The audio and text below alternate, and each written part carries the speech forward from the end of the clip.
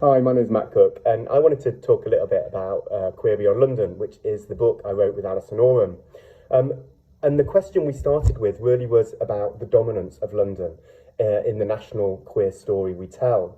And we wanted to think about the difference it would make if, instead of starting with London when we tell that story, we started with places beyond London. And looked at the ways in which identities and communities were rather different elsewhere. So what we did is we took four cities with really rich community histories and rich oral history collections and other archival materials. And we started to explore them separately, but also in comparison. And so the cities we took were Brighton on the south coast, a queerly iconic city in many ways, Leeds, and Manchester, and then Plymouth, another city on the south coast. And what we wanted to do, or what we tried to do, and we've tried to do in this book, is to think about the ways in which the different economies, occupations, demographics, geographies of these places, what difference did these things make to the way people lived out and understood their queer lives, queer identities and communities. And what we found was really quite fascinating because not only were these communities, identities, experiences very different from those of London and people in different parts of London, but they were also very different from each other.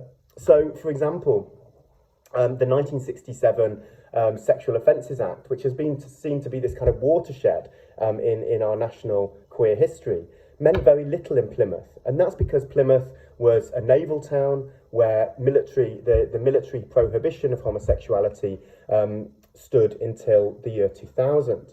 And so discretion there remained really crucial. And in fact, in this place, which had an incredibly kind of rich, queer, vibrant queer life and networks, the pride there, the sense of pride there was in passing rather than in the kind of visibility that we see in Brighton, for example. And in Manchester, to take another example, we get the idea of a local authority which was actually hugely supportive of LGBT people from roughly the early 80s. And as a result, gay pride in Manchester gets quite fused with Mancunian pride and civic pride. So these three ideas of what it means to be proud come together in that city. And we get, in these different places, a kind of different complexion, a different sense of what it might mean to be gay, but also what it might mean to be proud. The book's in two halves. The first, which I wrote, looks at each city in turn and some of these differences. The second half looks more specifically in comparison along different themes. So Alison, in this second part of the book, explores migration and movement, home and domesticity, and the way in which history's been used, community histories have emerged and been used in each of these places.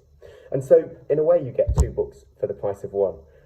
The one looking in turn, the second looking across the cities on thematic lines. And it's out in June, and I hope you'll buy a copy and have a read.